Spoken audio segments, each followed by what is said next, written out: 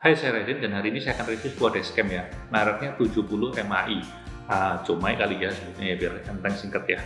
Tipenya M500. Nah, ini adalah dashcam yang memiliki sistem ADAS, yaitu Advanced Driver Aid System, semacam sistem yang digunakan untuk bisa warning kita ya, membantu pengemudi ya, ketika ada mobil nyelonong atau ketika ada situasi tidak menguntungkan ya, misalnya berjalan kaki atau kendaraan bermotor ya, yang membuat kemungkinan kita bisa kecelakaan ya. Nah, ini seperti AI untuk sebuah mobil tua ya. Bagaimana? Saya akan unboxing dan akan saya review kualitasnya.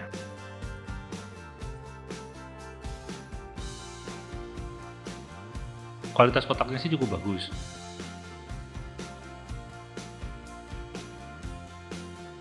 Ini kita lihat ya, ada plastik elektrostatik yang bisa dicopot pasang untuk ganti-ganti mobil. Jadi kita mau dipasang di mobil lain tuh nggak usah nyopot yang permanen punya ini perekatnya. Lalu kalau kita lihat di buku manualnya juga cukup jelas. Sekarang kita lihat barangnya, build quality-nya menurut saya sih cukup bagus ya.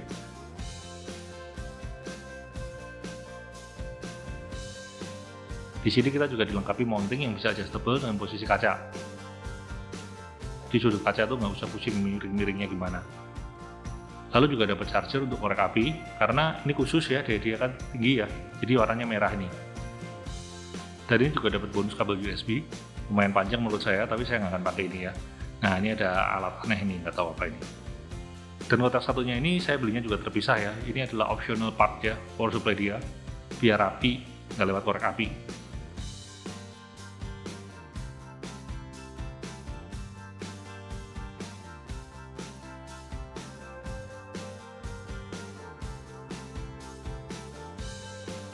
Dan ini nanti akan dipasang oleh profesional, karena gue nggak mau bongkar-bongkar dashboard sendirian, nggak bisa.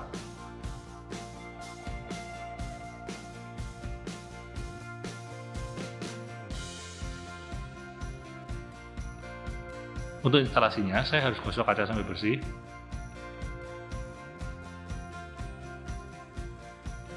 Lalu copot elektrostatik stikernya dan pasang di kaca. Gampang banget sih, yang penting harus lurus saja, nggak boleh miring-miring, dan posisi cukup tengah.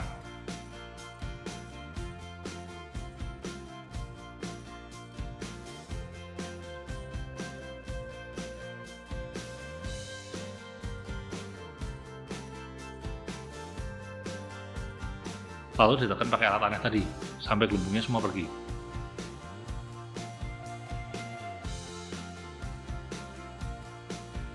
Setelah itu baru pasang mountingnya, dan jangan ditekan terlalu kuat, takut kacanya pecah.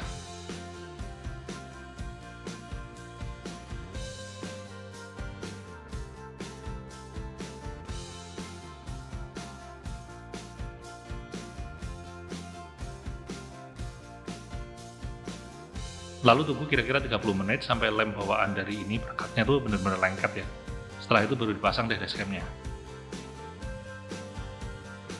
Oke, sejujurnya saya agak cheating sedikit nih. Saya pindah lokasinya dari agak samping ke center, betul-betul center ya. Karena ternyata lampu dia yang hijau itu mengganggu penumpang. Jadi mataku silau kalau malam hari sama lampu itu. Dan ini juga lebih bagus buat ADAS-nya, karena dia center ya, benar-benar center itu kalau ADAS kan terus terang aja dia nggak bingung ya, nggak perlu adjustment dari kiri atau dari kanan itu. Ini bagus lebihannya. Oke, instalasi udah selesai dan sekarang saya akan lihat kualitas videonya ya. Kualitas videonya kurang lebih seperti ini. Di siang hari gambarnya top banget.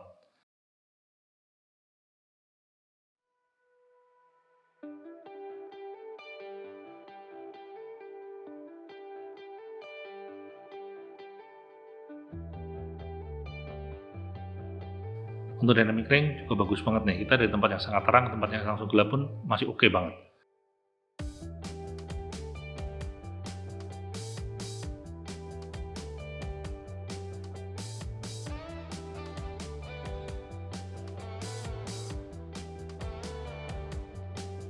Nah, untuk night vision saya pilih jalan yang minim penerangan dan menurut saya hasilnya juga luar biasa bagus.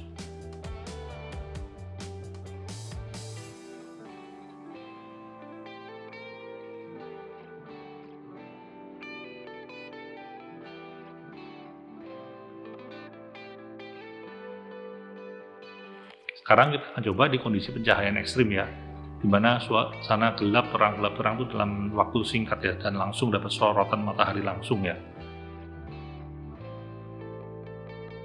Kita lihat nih lens flare-nya sangat terkendali, menurut saya ini bagus sekali ya. Menurut saya kualitas lensa ini oke banget nih, sehingga dia bisa handle cahaya dengan bagus nih. Jadi kondisi dari gelap ke terang dan ke gelap lagi bisa nggak bingung nih. Kalau kamera biasa kan suka bingung ya, jadi gambarnya keterangan atau kegelapan ya. Dan ini juga ada fitur emergency video ya, yang ini otomatis nyala ya, jadi filenya gambar biasa itu otomatis masuk ke emergency video begitu ada getaran yang berlebihan. Sebelum ADAS itu bisa dipakai, ADAS ini harus kita kalibrasi dengan dashboard kita ya, dan kaca kita di depannya. Jadi windshieldnya harus pas lokasinya, dashboardnya juga harus pas. Sekarang saya akan kasih lihat bagaimana cara kalibrasinya. Ini adalah video sebelum kalibrasi ADAS. Sistem nggak bisa deteksi kendaraan-kendaraan lain.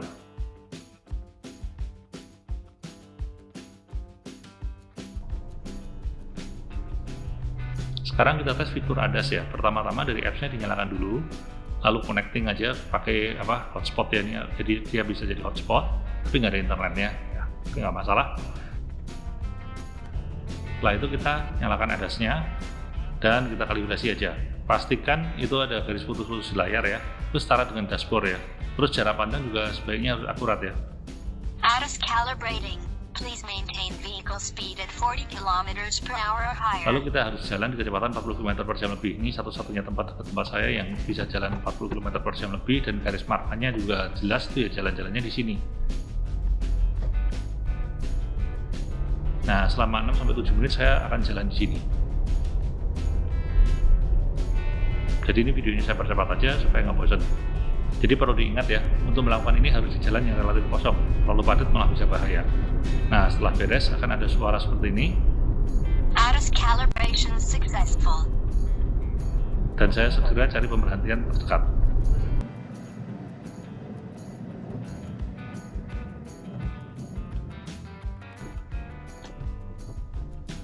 Sistem ADAS ini memiliki 5 macam warning ya. Pertama, warning ketika mobil di depan itu bergerak. Jadi ini digunakan ketika lampu merah kita berhenti ya, terus mobil depan itu jalan, tapi kita belum jalan terlambat nih, dia akan warning kita. Kedua, ketika kita sedang keluar jalur, mungkin karena ngantuk atau penyebab lain, kadang-kadang kita juga mereng-mereng gitu. Dan ketiga, ketika jarak kita dengan mobil di depan kita itu sangat dekat ya.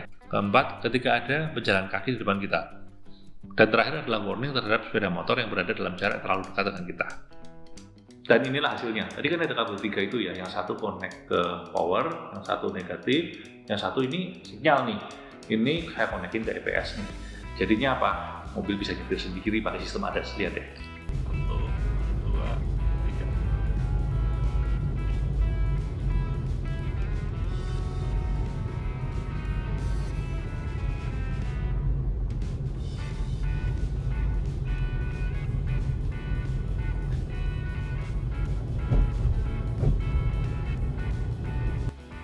Nggak bercanda, yang bener begini nih hasil kalibrasinya. Lane departure warning ini hanya aktif di kecepatan 55 km per jam ke atas. Kita lihat, itu bagus ya menurut saya ya. Nah, sekarang kita masuk kota, kita lihat nih banyak jalan kaki dan pemotor. Dia ternyata condong teriaknya ke pemotor, saya juga nggak jelas kenapa begini. Terus untuk malam hari ini depan ada motor tanpa lampu ya, pakai seling doang ya. Dan dia bisa lihat, menurut saya ini bagus banget nih.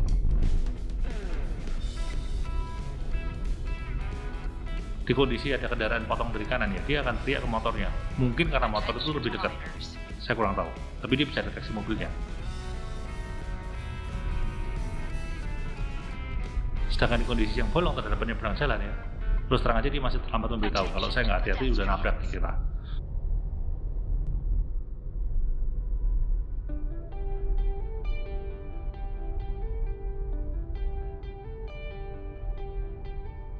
Terus ini juga ada truk ya dari kanan jalannya, dia nggak bereaksi nih, adem ayem aja sampai truk itu deket banget baru dia teriak. Caution, front car. Ini kocak. Tapi kadang-kadang dia juga ada false alarm. Kali ini dia salah deteksi pohon sebagai pejalan kaki nih. Start recording emergency video. Kita lihat nih bahayanya di mana, yuk. Saya merasa ini aman banget nih ya. Caution, front car.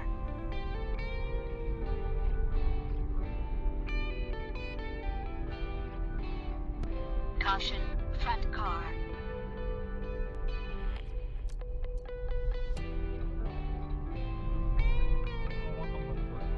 Attention to riders.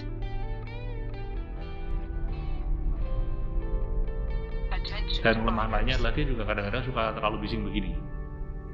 Terus ini juga kadang-kadang bingungin ya, ini suruh attention ya to the rider ya, tapi rider yang mana saya nggak ngerti. Attention to riders. Tapi kadang-kadang ada kondisi juga di mana dia nggak bisa deteksi. Contohnya ini kan ada pejalan kaki nyebrang, dia nggak detect.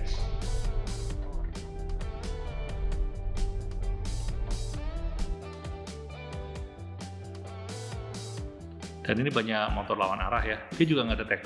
Malah yang warning motor di kiri. Padahal menurut saya yang lebih bahaya itu motor yang di kanan, karena dia kan lawan arah.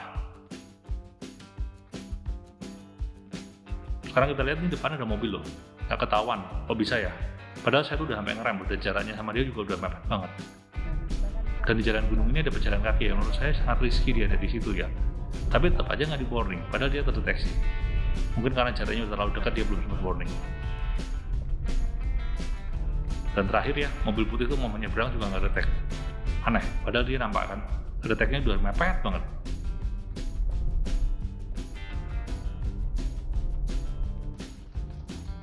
Tapi lucunya, ketika saya berhenti, dia bisa deteksi loh mobil lain dari kiri yang bergerak. Oke, dari hasil tes saya itu ada sini banyak trouble-nya ya. Mengapa begitu ya, saya kurang tahu mengapa ya, yang jelas itu banyak trouble-nya. Dan ini saya punya rekomendasi bagi produsennya. Jadi kalau kamu tidak produsen ya, tonton ini menarik soalnya nih, analisa saya di sini. Ketika saya dipotong di kecepatan yang cukup ilegal ya ini ya, ADAS ini tidak memberikan warning, padahal kendaraan itu sangat dekat sekali loh. Dari situ saya pelajari lagi lebih lanjut di kedua video ini. Ketahuan kan jarak deteksi ADAS itu ada di kurang lebih 60 meteran, baik ketika kendaraan mendekat atau menjauh. Jadi kalau kita kira-kira di kecepatan 100 ya, kurang lebih jarak 60 meteran itu akan terlewati dalam waktu 2,2 detik, atau jarak yang direkomendasi untuk mengintil ya, atau mengikuti kendaraan lain di jalan tol. Menurut saya ini kurang sip ya. Lebih bagus diatur sedemikian rupa agar ada sini warning. Jadi ketika ada kendaraan di jarak yang lebih kecil daripada 2 detik tadi, dia teriak.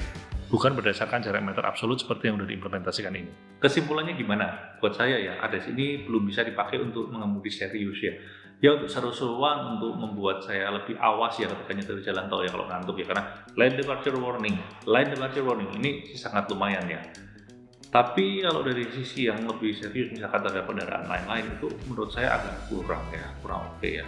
Karena sistem dia kan kamera ya, dan itu single camera. Kalau misalkan dia mau lebih bagus, dia perlu stereoskopi kamera, 2 kamera. Jadi kayak mata kita kan 2 ini ya. Terus sistem radar juga lebih bagus, karena sistem radar itu kan bisa bener tahu pergerakan ini gimana kan. Karena kalau kita pakai kamera kan itu prosesinya banyak banget ya, prosesing dari image itu butuh prosesor yang sangat gede. Jadi kalau radar itu kan tidak butuh prosesor yang sangat gedenya gitu loh. Dan menurut saya juga lebih bagus kalau bisa dibuat dalam waktu crash kurang 5 detik atau ada kendaraan yang mengancam ya dalam jarak 5 detik ya, dia harus kasih warning gitu, bisa warning kira-kira gitu. Selain itu terhadap kendaraan melawan arah, AI dia sepertinya nggak diprogram untuk itu, jadi dia nggak ada pattern detection untuk hal tersebut. Mungkin karena di negara asalnya nggak ada orang yang pakai sembarangan lawan arah gitu.